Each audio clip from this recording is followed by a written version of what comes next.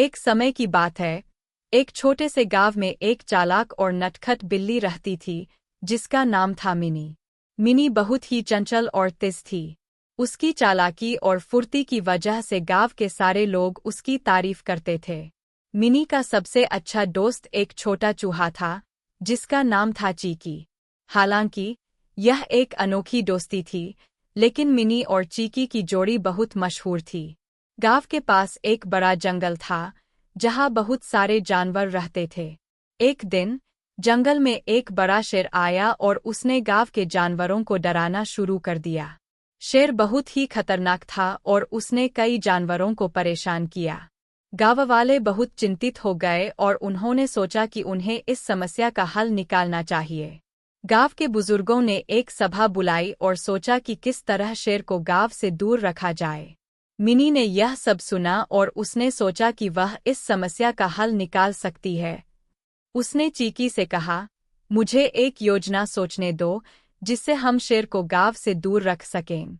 Cheeky ने सहमति दी और मिनी ने अपनी चालाकी का इस्तेमाल करते हुए एक योजना बनाई। उसने जंगल में जाकर शेर से मिलने का निश्चय किया। जब मिनी शेर के पास पहुंची, तो उसने बहुत ही विनम्रता से कहा, शेर राजा, मैंने सुना है कि आप बहुत ताकतवर और बुद्धिमान हैं। लेकिन क्या आप जानते हैं कि गांव के लोग आपको यहाँ से भगा सकते हैं? शेर ने हंसते हुए कहा, मुझे कोई नहीं भगा सकता। मैं सबसे ताकतवर हूँ। मिनी ने चालाकी से कहा, यह सच है, लेकिन गांव के लोग एक जादुई शेर के बारे में जानते हैं, जो आपसे भी ज्यादा ताकतवर है। अगर वह यहाँ आ गया, तो वह आपको हरा देगा। शेर ने चौंक कर पूछा, जादुई शेर? वह कौन है? मिनी ने एक झूठी कहानी बनाई और कहा, वह एक बहुत बड़ा और ताकतवर शेर है, जो हर पूर्णिमा की रात यहाँ आता है। अगर आप उसे देखना चाहते हैं, तो आपको गांव के तालाब के पास जाना होगा। वहाँ उसका प्रतिबिंब दिखाई देता है।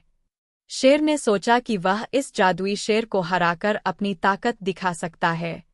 उसने मिनी की बात मान ली और पूर्णिमा की रात को तालाब के पास जाने का निश्चय किया। जब पूर्णिमा की रात आई, तो शेर तालाब के पास गया। उसने अपने प्रतिबिंब को पानी में देखा और सोचा कि यह वही जादुई शेर है।